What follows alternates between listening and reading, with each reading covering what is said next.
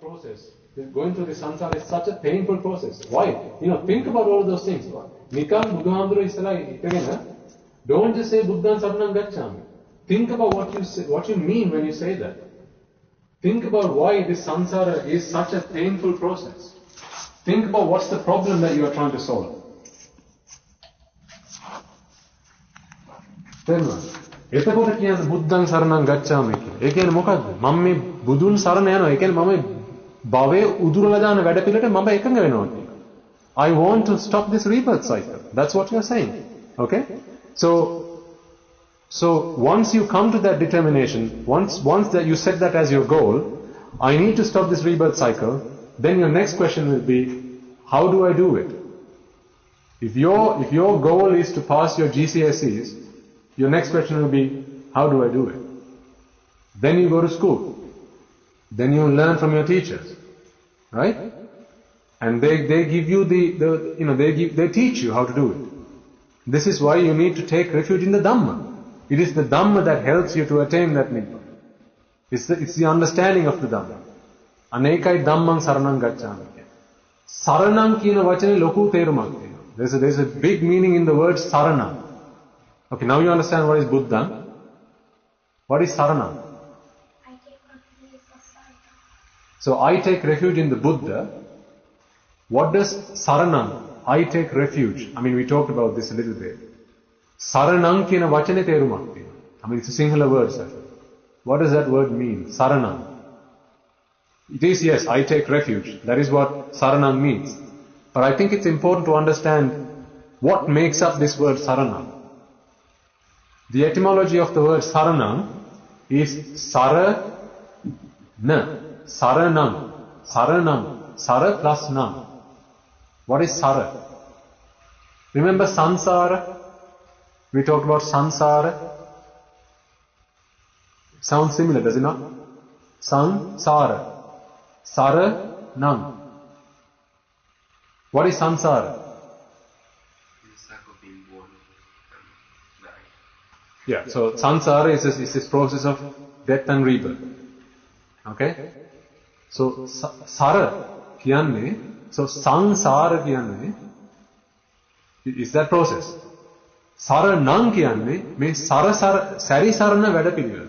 E kiyanne this process of going through samsara is sara nang.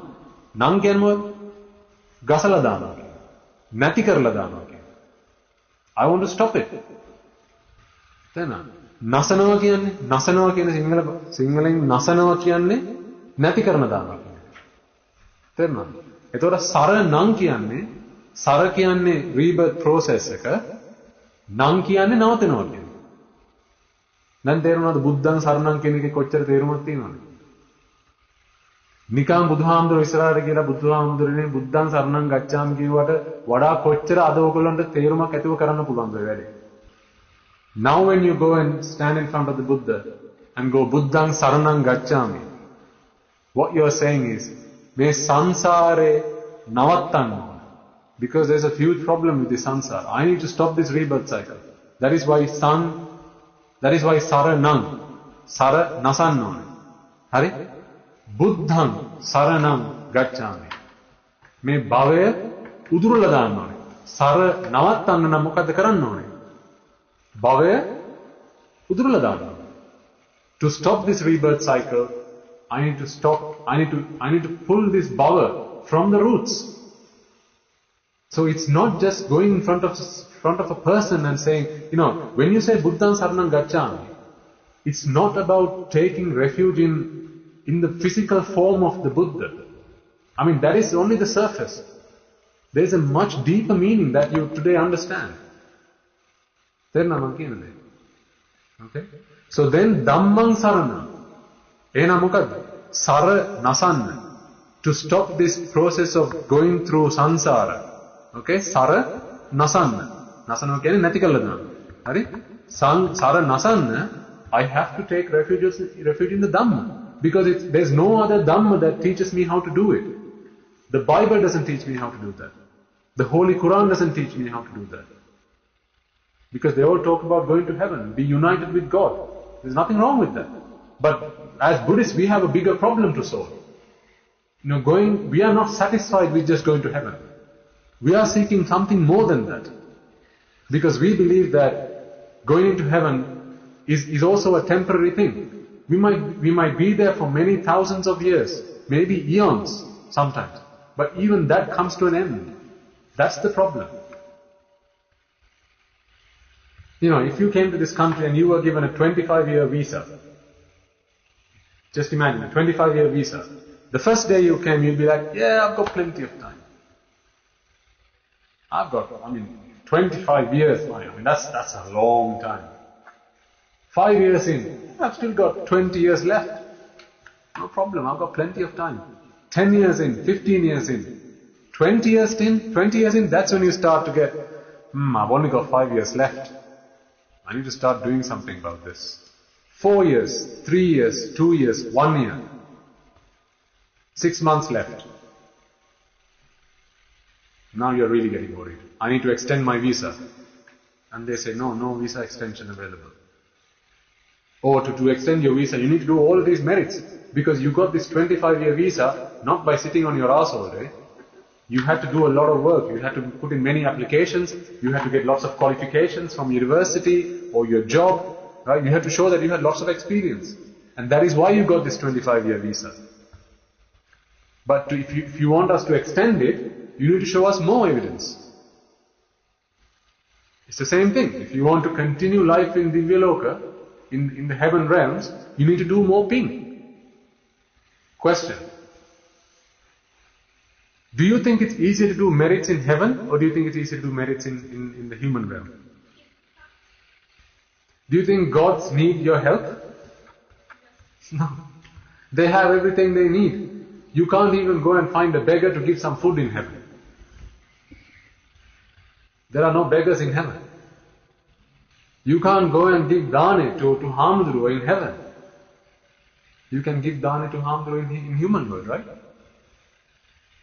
You think ochchara dewa lokana karanna pulan me manussa loke innakam vitarayi. So you put all your money into that deposit, you go to heaven, and now you're like, oh, my money is running out and I can't no one's giving me a job to actually earn any more money. Imagine that situation. Imagine you had to, when you came to this country, they said, you cannot work while you're here. You can only spend any money you brought with you when you came to this country. Every time you spend your money, you would be very careful, wouldn't you? Why? Because it's running out. You can't earn any more money. They don't allow you to earn any more money. Students, especially in this country, back in the day, they used to allow them to work 20 hours or so. Now they don't allow students to work any number of hours in this country. If you come as a student, you spend any money you've taken with you, you brought with you, but you can't earn any money. So then they'll be very careful how they spend their money. And they know when my money runs out, I have to go back. So when you go to heaven, it's the same thing there. There is no one that needs your help. Pinak karaganna kochchara maru. At least if you attain a margapada, you can go to the heavens and preach the Dhamma. Sabbadanam, dhammadanam, jinati. Alatina. Of all the danas, dhammadana is the most supreme. It's the biggest dana of all danas, you can imagine. People give food, people give clothes, medicine. Even if you go to the pansala and offer dana to Hamduru, if you can teach someone some Dhamma to help them attain Nibbana, that has many, many times more merit than offering dana to a Hamduru. Mama kiyana deyak නෙමෙයි. Shastra Mahanse has said this. Shastra Mahanse says, if you offer some food to an animal, you have some merits, right? You get some good merits out of it. Offering some food to a human being is many thousand times more than that.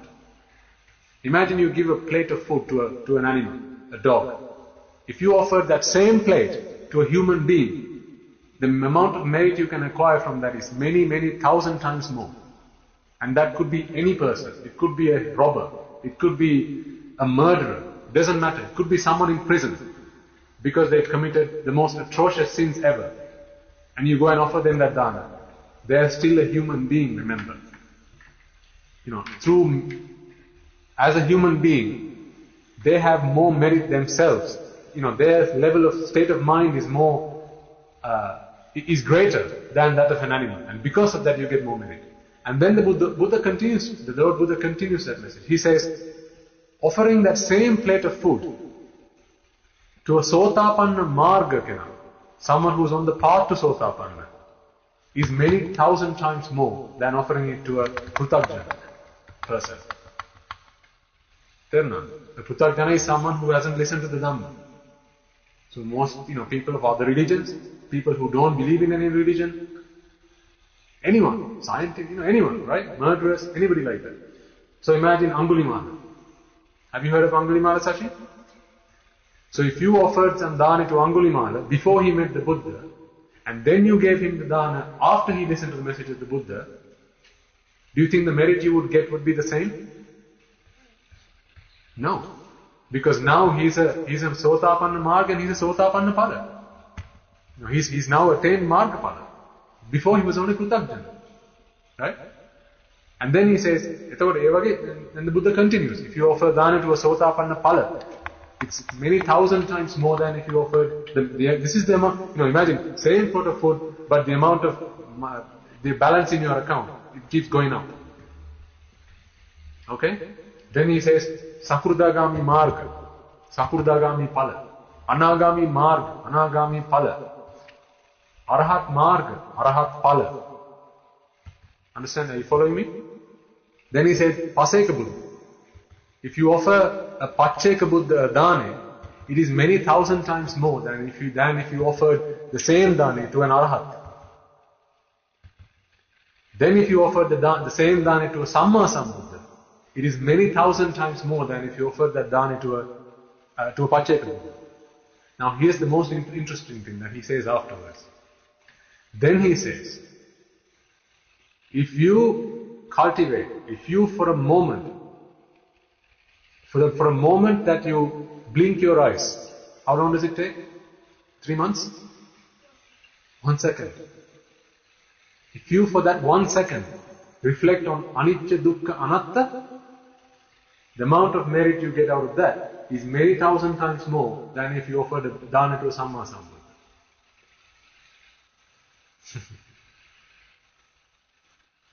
අනිත්‍ය දුක්ඛ අනාත්ම වඩන එකෙන් මොකක්ද වෙන්නේ? ප්‍රඥා ශාසනය. දාන දෙන එකෙන් මොකක්ද වෙන්නේ? What do you fulfill? කරුණා ශාසනය. ඔය දෙකෙන් මොකක්ද කරන්න ලේසි? හිතන්න in the time of the Buddha, don't you think every man and woman at the time would have wanted to go and offer the dana to the Buddha? So how difficult do you think would have been to actually get a dana at the temple? Or at the monastery, to go and offer dana to the Buddha? Think about the danas you have now, today, right? Now in Australia, apparently they have about 20 temples. In Melbourne itself. About 20 temples in Melbourne. How many temples do we have here, in this area? 1, maybe 2, maybe 3, maybe 5, not more than that, as far as I know. Okay? But we have a lot of people that want to go and offer dana. So when you go and ask the Hamduro, Swami Nuansa, can I offer a dana? The Hamduro will say, sorry Mahatya, Edanam dana someone else has written their name in the diary. What about next Saturday? Oh, someone's got a name there as well. Okay, what about tomorrow? Someone's got their name there. Because, this is how difficult it is to offer a dana. Because everyone wants to give a dana. Why? Because everyone believes in the Karuna Shasana. Now in the time of the Buddha, how difficult do you think it would have been then to give a dana to the Samma Sambuddha? But then he says, Echarat karunata vada, anicca dukkha anatta eka ahipillak gahana mohata. Just like that. That amount of time, if you reflect on anicca dukkha anatta, that's many 1,000 times more than offering a dana to Samma Sambuddha. How difficult is it to do that? දැන් තේරෙනවද ප්‍රඥා ශාසනය පූර්ණේ කරන්න කොච්චර ලේසිද කියලා? This is why this Dharmayai obai program is all about fulfilling the prajna shasana. Because everywhere else you get all of the support you need to fulfill the karuna shasana. And you need that. You absolutely need it. There's no question about it. Because that's what takes you and gives you a good life. It gives you food, it gives you shelter, it gives you clothes, it gives you medicines. Right? When you're sick, it takes you to heaven. and stops you from going into hell. But that's temporary. If you fulfill Prajna Shasana, the first step in Prajna Shasana stops you from going into hell permanently. Karuna Shasana kochchara karanna ඕනේ නැද්ද හෙල්ල කර යන්න නැහැ. සාචිවට මම කියන දේ තේරෙනවද? You have to do so much of Karuna Shasana to not go into hell. But that also we are not sure. It may or may not happen. Remember what happened to Kosala Mallika? She gave the Asadrusha Dane, a Dane that has never been seen or heard of before, to Samma Sambuddha and 500 Rahatan Manse, and she went to hell. Achchara Dane Adina. Adapi denne samme Asadrusha Dane. You and I, when we go to the temple, do we give Asadrusha Dane? But Prajna Shasana, if you take the first step of Prajna Shasana, which is to become Sotapana, you will never ever go to hell again. This is why it's so important. So we were talking about Saranam. Then when you say Dhammang Saranam Gacchami, what you should be thinking to yourself is, may samsara, this journey in samsara is so futile. I have never got anything that has satisfied me. I've been living in this samsara for so long, and even today I'm still working hard, looking for happiness and satisfaction. And I still haven't found it. So I need to stop this process. It's useless going through this. I'm not getting anything out of it. The only thing that's going to help me do that is the Buddha's teaching. And therefore, Dhammam Saranam Gacchami. බාන කොච්චර දේවල් එතකොට විනාඩි 5ක් ඇද්ද එතකොට දැන් බුද්ධං සරණං ගච්ඡාමි ධම්මං සරණං ගච්ඡාමි සංඝං සරණං ගච්ඡාමි කියන්නේ if you want to do it properly you will probably be there for at least half an hour just reciting බුද්ධං සරණං ගච්ඡාමි බුද්ධං සරණං ගච්ඡාමි කියලා කොච්චර දේවල් හිතන්න තියෙනවා. How much do you have to think and reflect on what I mean by buddhaṃ saraṇaṃ gacchāmi?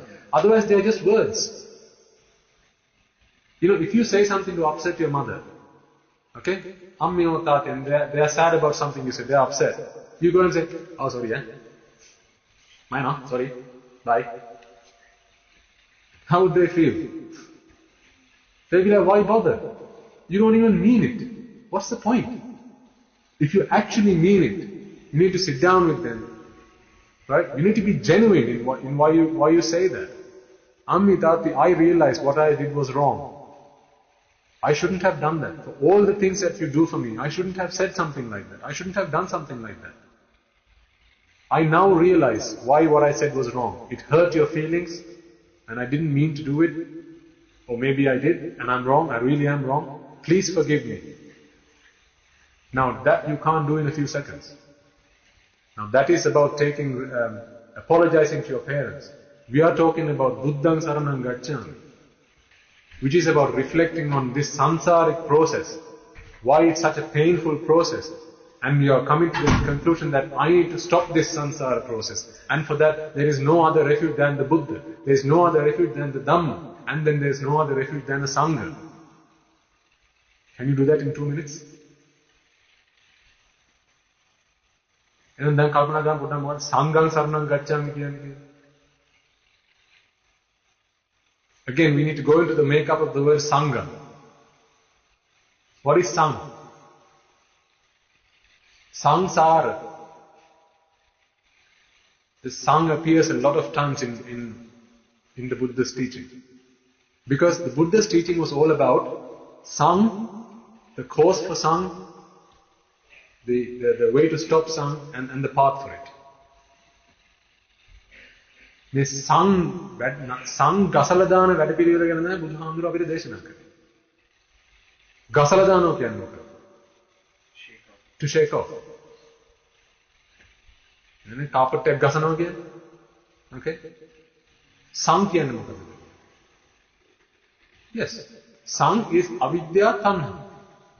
The combination of avidya and trishna is one meaning. Another meaning of Sang is things coming together and therefore suffering. I mean, avidya trishna තියෙන තැනනේ suffering තියෙන්නේ. රාතන් වහන්සේට suffering නැහැ, mental suffering එකක් නැහැ. මොකද උන්වහන්සේට අවිද්‍යා තෘෂ්ණා නැහැ. There is no attachment and delusion. Okay? So, Sang කියන එක, කියන්නේ avidya trishna, ignorance and attachment. ඒක ගසලා දානවා. I need to dust it off. I need to shake it off. තේරෙනවද? ඒතර සංඝයා වහන්සේ කියන කාටද? කාටද සංඝයා වහන්සේ කියන්නේ සාෂි?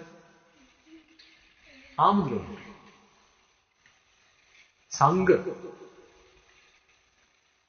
සංඝයා වහන්සේ කියන්නේ avidya trishna, this attachment and delusion. I need to shake off this attachment delusion. I need to stop this attachment and delusion process. This is why I'm in samsara. I need to stop this process. When you come to that realization, now you see, first Buddhaṃ Saranam Gacchāmi, you realize, me sara nasanna, I have to pull out bhave or this samsara from its roots. Right? That was Buddhaṃ Saranam Gacchāmi. Then you say Dhammaṃ Saranam Gacchāmi. Okay, now I know what I need to do. How do I do it?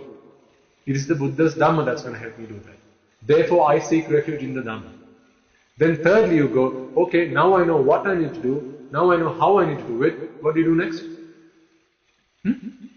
You go and do it. Right? And that is Sangam Saranam Gacchāmi. So you say, now I understand what causes this attachment and attachment and delusion process. This is what causes this samsara process. Attachment, and because, the Dhamma teaches us that, when you look at the Paticcasamuppada process, it's this attachment, it's this delusion, avidya tanha, that takes us in this samsara process. For as long as we are attached to things, we go through samsara. And we are attached to things because we have a delusion. Our delusion, our ignorance tells us that Icca sukha, nitya sukha, atta subha. This delusion keeps us in samsara. Now if I eradicate that delusion and come to the understanding that it is anicca, dukkha, anatta, asubhai, I have stopped this rebirth cycle. Right? So, anna eka therum aragena, I'm going to eradicate that. I'm going to shake it off. Sang gasaladam. Therefore, Sangam Saranam Gacchāmi. තේරුණාද? ඉතින් බලන්න කොච්චර තේරුමක් තියෙනවද කියලා ඔකට. That's why I keep telling you, the Buddha doesn't sneeze if it doesn't help someone attain Nibbana. Every word he says, every syllable he uses, because he's the perfect one, remember? He doesn't make mistakes. He doesn't do things just so. Not like you and me. If he smiles, there's a reason for that. Not just any old reason. There's a reason that's going to help someone attain Nibbana. Everything he says, everything he did, it all helps you and I to attain Nibbana. But the challenge for us is that we don't see that. We need someone's help to work it out. And that is where Kalyana Mitras come in. This is why we talk about this Dhamma. To help you understand the meaning, the profound meaning of the Buddha's teaching. Because after he passes away, we are now 2,500 years after his passing away, that deep meaning is lost. And it becomes, because it's difficult for people to do, right? If I gave someone the option, do you want to spend half an hour saying Buddhaṃ Saranam Gacchāmi, or do you just want to do 2 minutes of Buddhaṃ Saranam Gacchāmi and go away? I can't spend half an hour, I've got other things to do. Why? Because I need to go and I need to go and be a rich man. I need to go and be an educated man. I need to become a doctor. I need to be this. I need to be that. For that, I can't be sitting here and going Buddhaṃ Saranam Gacchāmi for half an hour. I'm going to miss my school bus. I'm going to miss my classes. I'm going to be late for my job. So if you want to go with this world, you won't have time for doing what you need to do and to reflect on the deeper meaning of the Buddha's teaching. Because the Buddha's teaching was to help us attain Nibbana. Nothing else. ඉතින් ඒක කරන්න වෙලාවක් නැහැ ලෝකෙ අල්ලන්නේ ඕනේ කෙනාට. ඉතින් එතකොට පොඩ මොකද වෙන්නේ? The deeper meaning of the Buddha's teaching is lost. And you are left with just the surface. And then people say, oh, now how can you attain Nibbana? I can't attain Nibbana now. The Nibbana is lost now. we need to wait until Maitri Budun comes into this world and then teaches us Nibbana again. Well, not really. He's not going to say anything different. He's not going to teach a different kind of Paticcasamuppada. He's going to teach the same Paticcasamuppada. He's not going to say your birth is due to something else. He's going to say birth is due to avidya and tanha. It's going to be the same message. Otherwise, it's not the truth, is it? If there's two, there can't be two versions of the truth. There can only be one version of the truth. So, what I want you to do then is when you say your gathas, when you recite your prayers or gatha with your parents, or if you do it by yourselves, and when you say Buddhang Saranam Gacchami, Dhammang Saranam Gacchami, Sangam Saranam Gacchami, I want you to take time to reflect on what you are saying. Maybe you might not have the time to do it then and there, because you need to offer flowers, you need to light the candles, and everyone needs to go about their ways. But you can do it while you're on the bed, before you fall asleep.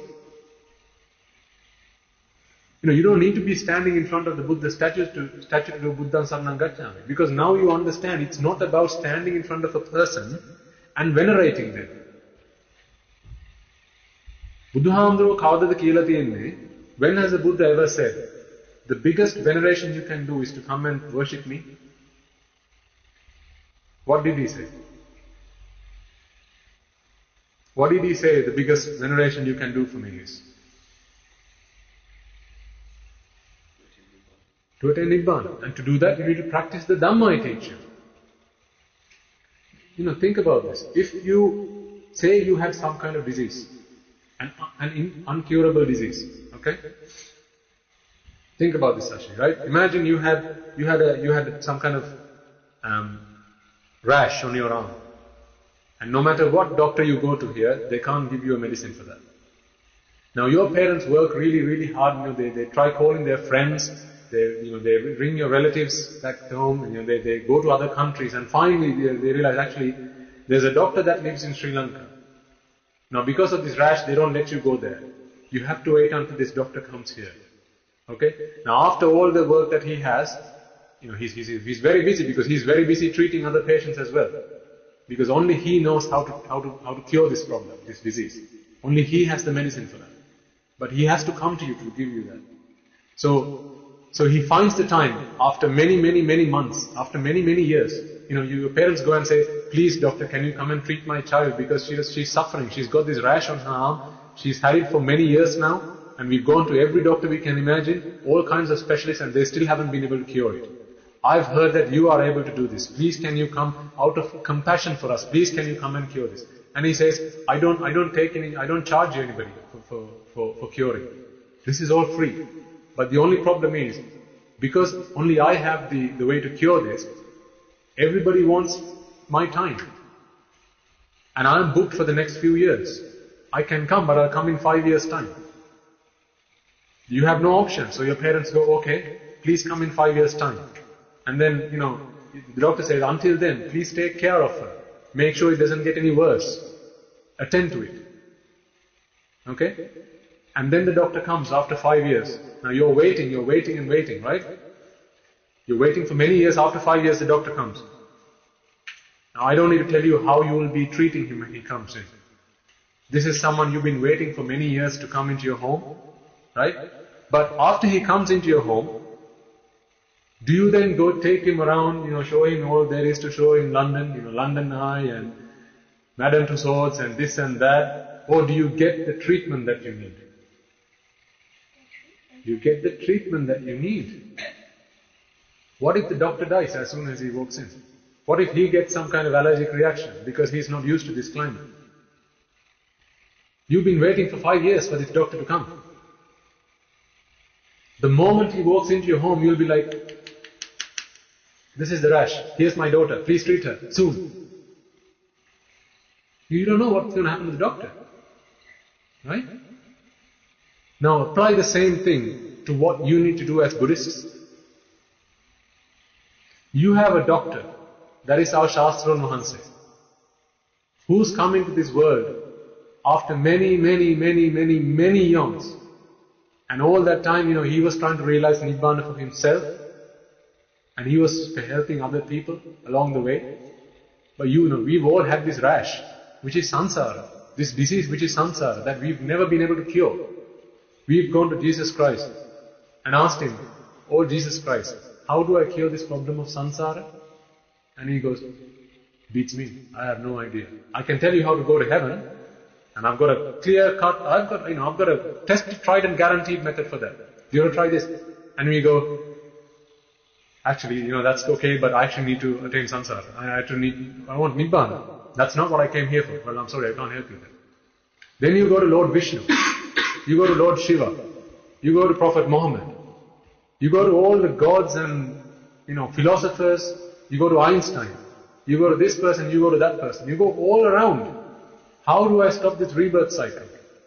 And they all say, "Beats me, I'm looking for the same." And then the Lord Buddha comes in. And he says, "Here is the way to do it." When he gives you that message, do you spend time then doing all of the other things that you could have, you have been getting from all of the other people until then, Karuna Shasane Purne Kara Kara, Divyaloke Anna Balang Innada? Natta when you get the Buddha's message, do you, like as if there was no tomorrow, you just practice what he teaches you so that you can attain Nibbana as soon as possible. At least attain Sotapana.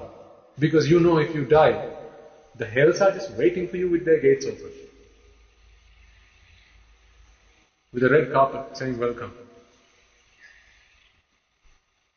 Because that's our home. We've come here with a visa. And I'm not talking about UK, I'm talking about this world. As a human being, I've come into this human being with a visa. When my visa expires, I go back into hell. Unless I attain a Margapada. And the same applies to you as well. Unless you become a Sotapana. We've talked about this before. Unless you become a Sotapana, you just walk through those gates back into hell. And then you have to wait many, many, many eons again before you come out again and then find the Buddha's teaching. So when you go to bed, before you fall asleep, think about all this, reflect on this. Why do I say Buddhan Saranam Gacchami? I've gone to all other religious leaders, I've gone to Jesus Christ, I've gone to Prophet Muhammad, I have gone to Lord Shiva, I've gone to Lord Vishnu. When I ask them, how do I attain Nibbana? None of them have ever had an answer for me. They've all said, come to heaven. Come to heaven, be united with me. Do all of these good things. And you can live with me for happily ever after. But what they don't realize is, life in those realms they've also got an expiry date. You go there with these full bank accounts, you don't realize, think about the 25-year visa. Until you come to the end of that, it doesn't hit you. But when you get to the last 5 years, last 4 years, that's when you start realizing. Even the Devas, you would have watched that TV program, right? Thus have I heard. Remember how when the Bodhisattva was close to leaving the Deva world, all of the flowers, the scent, and the colors of his body, right? The bright colors of his body start to fade away. That's when the Devas know that it's time for me to go.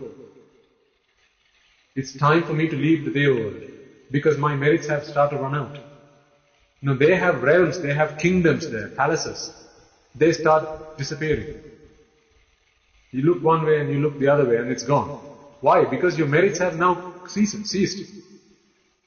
Hetu tibba takkal, phale tibba. Then divya loke in hetu nathi venakota, eva tika podda podda chuta vena patan ganna. So it's time for you to leave the Deva worlds. Well, how do you think Devas feel then? See, one thing I often tell people is, how particularly women and young girls think, they're so beautiful, so pretty, right? If you put that person in front of a Deva, what do you think the Deva would say? Do not bring that thing anywhere near me. Why? Because to them, goddesses would be what's good looking and what they find attractive, not human beings. For them, human beings are like trash. Just like for us, animals are like that. You don't go after a cow or a female dog, a bitch, and go, oh, how good looking you are. Can I be with you? You don't do like that. Imagine, it's the same thing, same concept.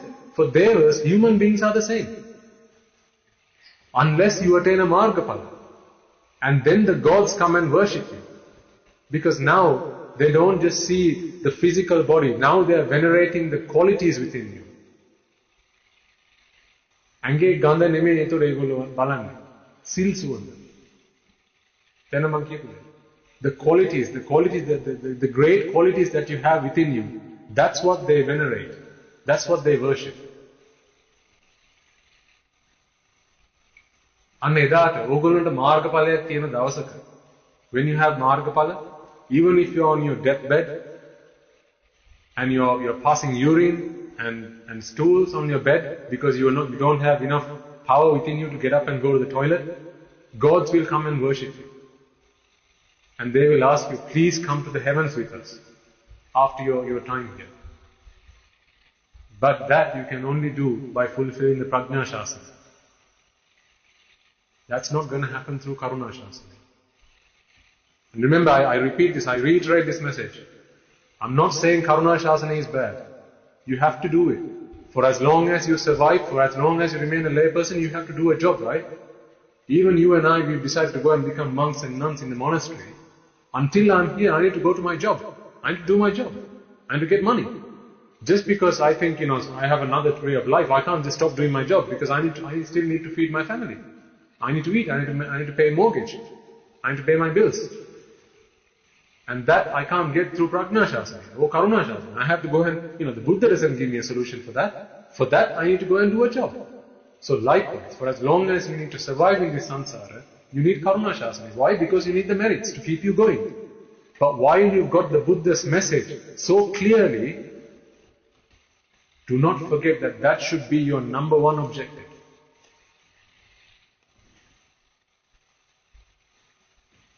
Okay? How are we doing for time? 2 hours? Do you have any questions? Enlightenment and then after para-nibbana, how do we know it exists? Because no one's gone to para-nibbana and then come back and be like, oh, that's para-nibbana. Yes. So this is a really good question. So for the benefit of those online, I'll repeat the question, Shani. So you're asking, how do we know para-nibbana exists? Because people go into para-nibbana, they attain para-nibbana, but they don't come back to say about it, right?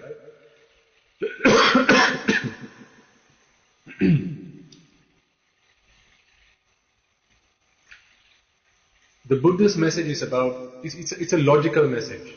Right? Now, you and I, we've never been to Jupiter, we've never been to Uranus, we've never been to these planets.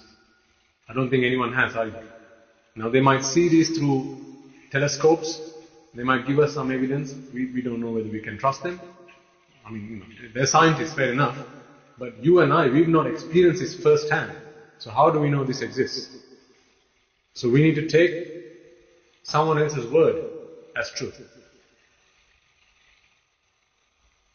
When you have unshakable faith in the Buddha, and that only comes through an understanding of anicca dukkha anatta, and when you seek refuge in the Buddha, the way we've talked about today, when you seek refuge in the Dhamma, the way we talked about today, and when you seek refuge in the Sangha, the way we talked about today, you then take the Buddha's word. Most of things like samsara, unless you can actually go into states of meditation and see your past births. I mean, I've not seen my past births, so how can I be convinced that there is a past birth? I take it through faith. However, this faith is based on something else. I mean, this faith is it's not a blind faith. This faith is based on another message from the Buddha that I have seen and I have understood, and that I have seen for myself. And that is anicca dukkha anatta. Now, when I see anicca dukkha anatta and I realize anicca dukkha anatta, I can apply that to my own life. This is why I think when we talk, this is why I say the way to test if the Buddha's Dhamma works for you and I, is not to test, is not to check whether you can see previous births, is not to see whether you can read someone else's mind, is not to see whether you can perform miracles like walking on water or flying in the sky. It's not to even check whether, has anyone come back from Nibbana and told us that Nibbana exists. What is the Buddha's message? The Buddha's message is about Nivana. Mokadda Nivana කියන්නේ?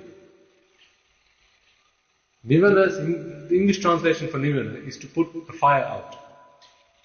Okay? Ginnak Nivana කියන්නේ? නැත්නම් light එකක් නිවනවා කියන්නේ to put out. Okay? And generally you can use it for a fire. When you practice anicca dukkha anatta, remember the only reason that the Buddha comes into this world is to talk about anicca dukkha anatta. Attakkara tinipada nahi silena vatang hotu attakkara tinipada sambuddhena prakashata. Okay, so what that means is, the Buddha doesn't come into this world to talk about sil or discipline, basically. He comes into this world to talk about anicca dukkha anatta. Okay? Now when you practice anicca dukkha anatta, you feel for yourself the raga fires, the dvesha fire and the moha fires that ignited in you before no longer happen now. You feel that cool, calm nature within yourself by practicing the Buddha's Dhamma.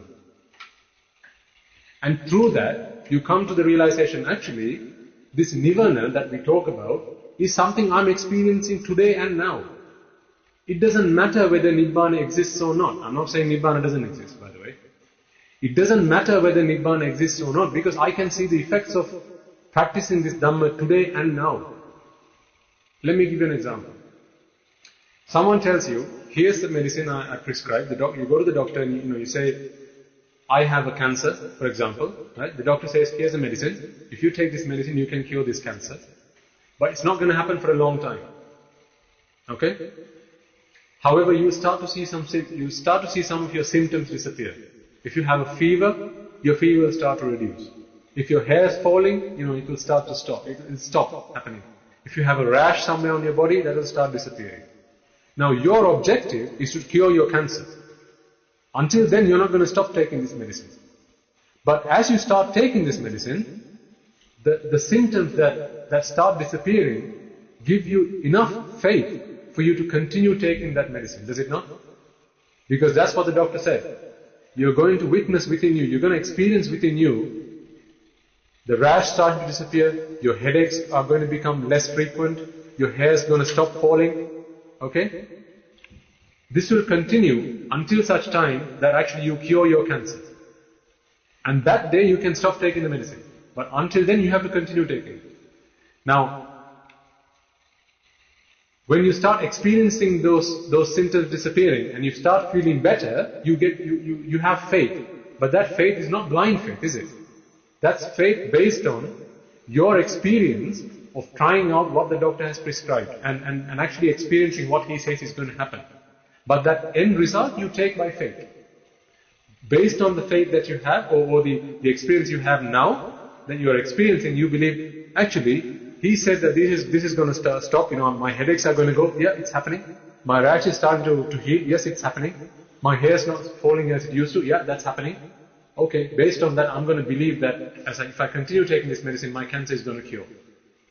One day when your cancer is cured, that day you will not need to have faith in that.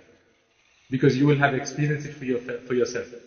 Now, anyone and everyone, right from Pruthajjana, or even Sotapana Margastakena, to Arahatun Vanse, just before you become an Arahat, you need faith. You need faith in whatever it is that you haven't experienced as yet. You only attain Nibbana 100% when you become an Arahat. So until then, you have to have faith in Nibbana. However, it's not blind faith, because it's faith based on what you're experiencing already by practicing the Dhamma. Think about your own lives. If you have brothers and sisters, did you used to clash with them often? Your parents, when they asked you to do something, did you always collide with them? You say, no, I'm not going to do that. Did you fight more? more, did you get hurt more when people say bad things to you? Has that changed now? Can you control yourself when you see food and you feel, I really want to have some of that? No, hang on, I'm not hungry. Why do I need to go and have it? Can you control yourself? Do you have more self-discipline than you used to? How can you do that? How is it that you've changed? You've changed because of the Dhamma that you've been practicing.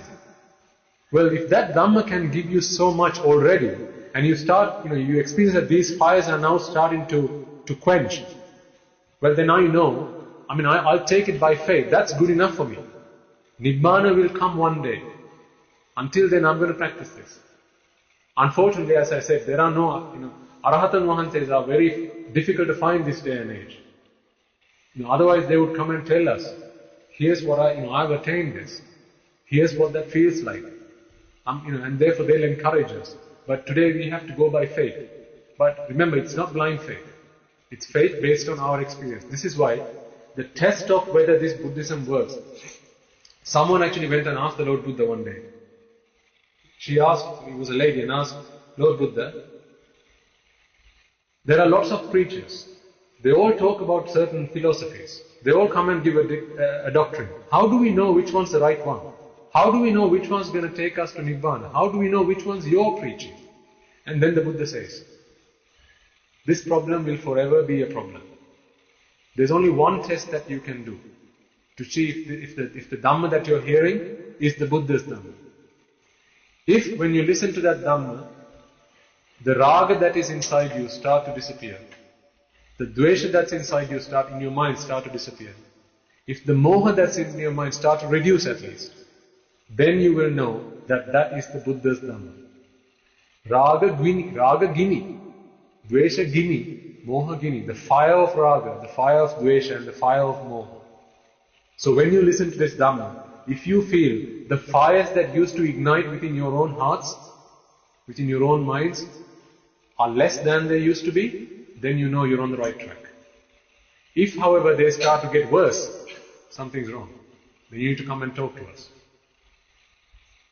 Then again, so Nibbana, again, is something that even today, I take with faith. But it is not blind faith.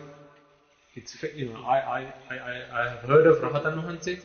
I know my Samma Sambuddharajan Vahanse will not say something that is not, will not say anything that is not absolutely the truth.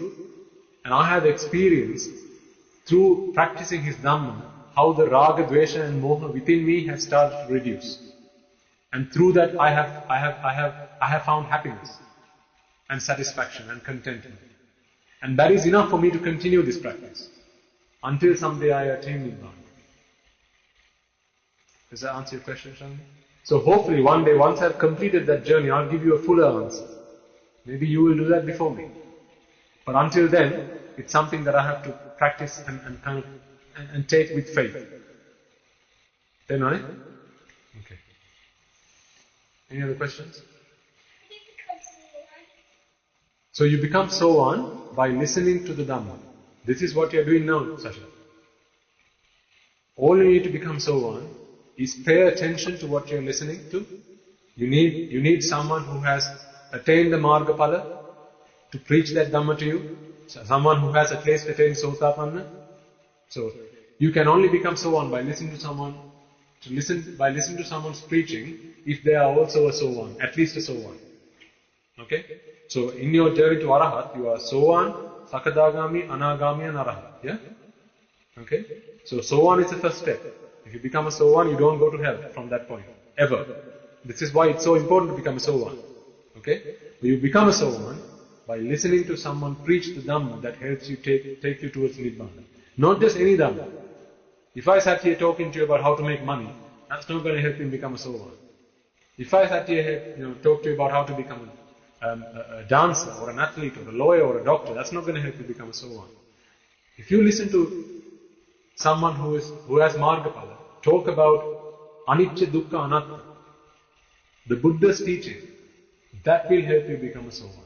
All you need to do is listen to it and practice it. You see how easy it is to do that? All you need to do is pay attention and listen to it. Don't let other things distract you when you're listening to something like that. How do you know if you're or not? Very good question. So how do you know when you become a Sabbadanam? Hopefully your brother and sister should be able to answer this question now, because they asked me this very same question a few weeks ago.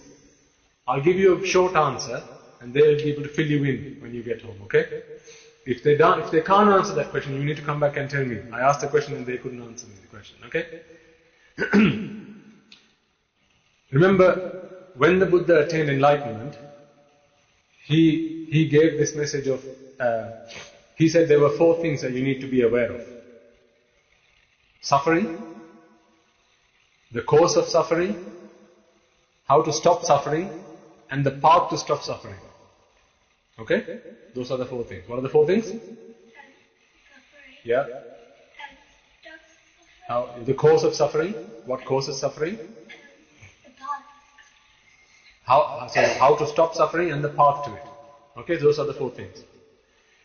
When you are a Sotapana, these 4 things become clear to you. You don't need to take it out of faith. It becomes crystal clear to you. So we need to, for as long as we need to question, how do we become a Sotapana? How do we attain Nibbana? What do I need to do to become a Sotapana? What do I need to do to become an Arahant? Okay? The path is not clear to us. That's why we have to keep asking this question. To a Sotapana, the path is very clear. It's like if I ask you to go home now, okay? You'd be, I don't know, because I need to ask Ammi how to take me home, because Ammi knows the path home, but you don't. So one way you could find the path home is, how to get home is you could ask Ammi, because Ammi has seen the path. Ammi knows the path home, right? This is why you need someone who's already seen the path, tell you about it, teach you that path. So Ammi can tell you, okay, you need to walk outside, you need to turn left, you need to walk down this road, then you hit a roundabout, you go past the roundabout, you take a right, and then you cross the bridge, and then she'll talk you through how to get home. Now once you know, okay, now that makes sense to me, you might not have started walking that path yet, but you know what that path is. That is the state, that is the mental state of a Sotapana. The other thing is, there's another thing you can do to test it. But this is not so another way you could test your understanding is day-to-day things that you see around you, you start seeing in a different perspective. For example, if I pointed to you at this glass and said, can you explain to me how you see Nibbana through this glass? Through the water in this glass and what you see here. You will be able to explain it. I'll give you an example, right? So let me give you an example. The other day when your brother and sister were here, we talked about how we offer water to the Lord Buddha in the morning. Pan puja karne ka. Okay? Now in the morning, what we do at home is, the first thing we do in the morning is to put the kettle on. We take this glass of water, we throw the water out, and we fill it with fresh water, hot water, and then put some cool water on top, just so it's drinkable. And then we bring it and offer it to the Buddha. Okay? After that we make tea or coffee. Okay? Now, when I make tea at home, I first put my tea bag in, I put water into it, then I put milk into it. Now it's cold because the milk has just gone in and I can't drink it cold. So what do? I put it in the microwave. Okay? So I leave it in the microwave for about a minute. Now, if I asked you, can you think of that process that I just explained there and tell me how that relates to Nibbana? Will you be able to do that? So, with your understanding, when you become a Sotapana, not everything, but most things you will be able to look at it and go, I can see how that leads to Nibbana. Without someone actually prompting you to do it. You will see something and go, oh, I see Nibbana there. So let me explain how that might relate to Nibbana. Okay?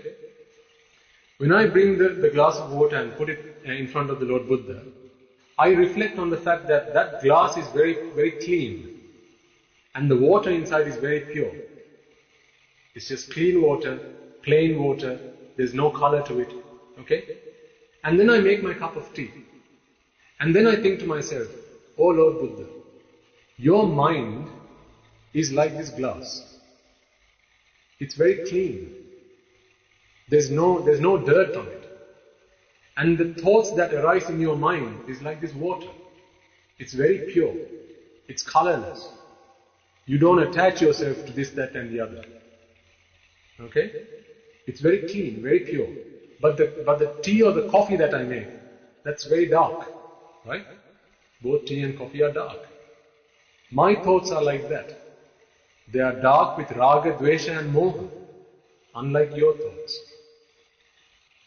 I yearn for the day when my thoughts will be like yours, O Lord Buddha, and not like the cup of tea or the coffee that I make. Okay? Then I put my tea bag into the cup, and then I put water on top of it. Now, remember, the tea bag is what gives the water color, right?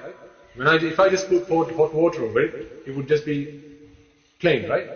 But I put the tea bag in there, and then I put water over it. Now what happens? That plain water that goes in starts to color up, right? It starts getting darker because of the tea. Now, raga is very similar. The thoughts that arise in our minds are very clean until they get defiled by the defilements that are within our minds. So it's like adding water to a tea bag. Now that water then becomes that dark color, okay? And then I have to go add milk. So what do? I cover it up. So I no longer see the dark color in it. This is how we live life, right? When we go and do something that we might even know is bad, we try and cover it up with things so that other people don't see it that way. We know we're doing something bad, something wrong, but we cover it up so other people don't spot our mistakes, our faults. So it's like me adding milk over it. I know my mind is impure. It's dark in color, so I add milk. So I don't see how bad it is. Then I put it in the microwave, and then I send it round. How does the microwave turn? It goes round and round, right? That's like me going round in samsara. So I turn that microwave on. It goes round and round and round.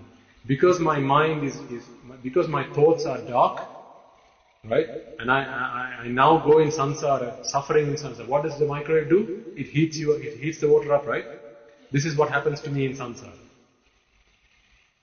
I have to suffer the heat, the fire of samsara. Pain, death, illness, grief, sorrow, all of these things I'm subject to in samsara as I go round and round and round in samsara.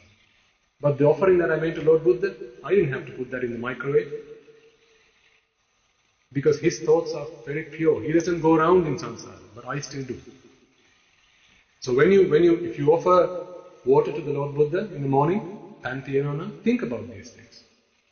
When you make tea in the morning, your parents will probably do that for you. Ask your mother, Ammi, can you explain to me how this is going to, or watch her as she does it. She puts the tea bag in, she pours the water in, she puts the milk on top of it. Think about when you do naughty things. Do you hide that from other people? So they don't see it? That's the thing. And then you go into the microwave. You go round and round in the microwave, heating yourself up. When you do bad things, you have to suffer as a result of that. If you hit someone, someone's going to hit you back for it. If you steal money, someone's going to steal your money. And that is pain that we have to go through in samsara. And you have to go round and round and round until you come out of it. And the only way out of it is by seeking refuge in the Buddha, Dhamma and the Sangha. And today we talked about how to seek that refuge. Does that make sense? Okay. So, the only thing you need to do, Sashi, is this. Listen to the Dhamma. Listen to the Dhamma that we talk about. Practice that Dhamma. Okay? And then when you listen to Dhamma, pay attention. Don't worry about anything else that happens around you. Just ignore all of that. Just listen to the Dhamma. Okay? And through listening to the Dhamma, you become a Sotapana. It only takes 1 second for that to happen. Now, next time when we talk, I'll explain to you what are the various things that need to happen in order to become a Sotapana. But what you need to do is just listen to it. Okay? Like what we're doing now. Like what you're doing now, exactly. So right now you have all the reasons to become a Sotapana. There's nothing else you need to do. Or you need to pay attention. You need to pay attention and when we talk about examples, so this is why giving examples is very important. Because examples are what helps you to relate them to your life. It's like at school, right? When your teacher teaches you something, doesn't he or she give you examples? Yeah. Because examples help you to relate it to things in your life. Now what you learn today, I want you to go and, when you live your life, so between now and when we meet next, okay? Think about when, if your sister comes and says something to you, if your brother comes and does something, you take something that belongs to you, think about it. Do I feel raga, dvesha or moha? Do I feel angry right now? If you feel anger, think to yourself, why am I feeling angry now? Because you just stole it without any permission. Exactly, right? Now, do you change your brother for doing that, or do you change yourself? Are you a mirror person or are you a window person? You're a mirror person. If you could spend your whole lifetime trying to change your brother, but it's far easier to change yourself. If you could have a state of mind where no matter what he does to you, it doesn't make you sad, how powerful do you think that will feel? If you could have your state of mind, this is what the Buddha was. Right? Think about how many things the Buddha had to endure. How many adversities the Buddha had to endure. How many things people came and insulted him with. Right? Have you heard of Devadatta Terun? Venerable Devadatta? He was a monk, Devadatta. Yeah? Think about how many things he did to try and destroy the Buddha. And in the face of all of that, he remained calm, he remained peaceful, because he didn't go and try to change Devadatta, did he? He had changed his state of mind so that no matter what changes around him, he remains happy. He remains content and he remains peaceful. See, this is why I always have this conversation with my parents, okay? And I've told your brother and sister about this as well.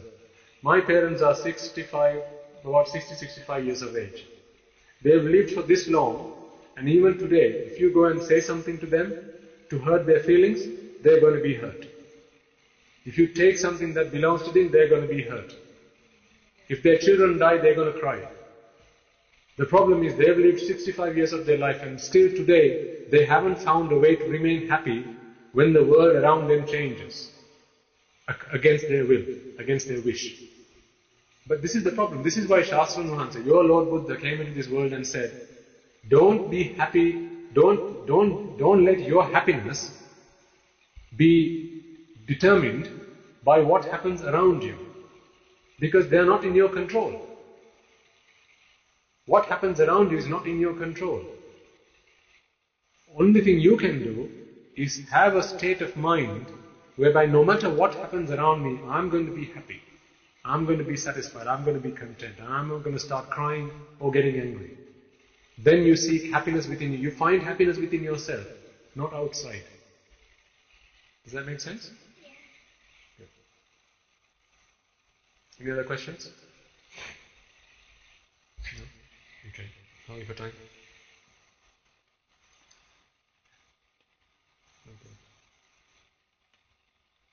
Okay. Right. Okay, I think we've been talking for about 2.5 hours now.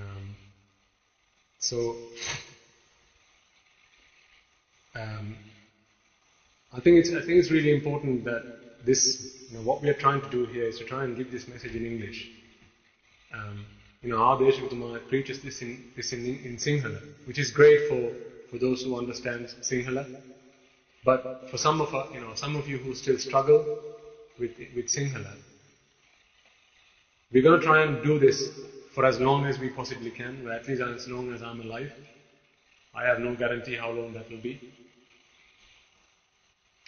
But always make an effort to try and learn Sinhala. No matter how much I try, there are some words that I really find difficult to try and find a suitable English word that gives that meaning.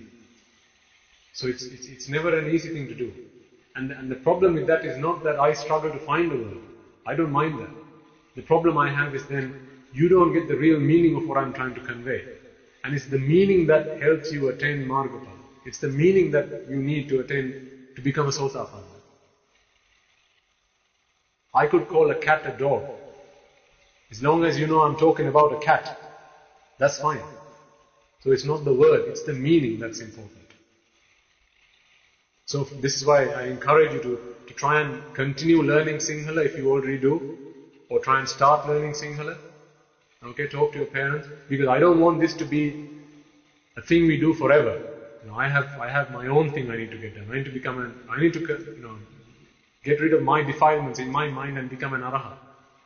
So I want to either hand this over to somebody else so that they can continue doing this, or I want you to learn Sinhala so that you can continue. Then you don't have to come and listen to me talk here.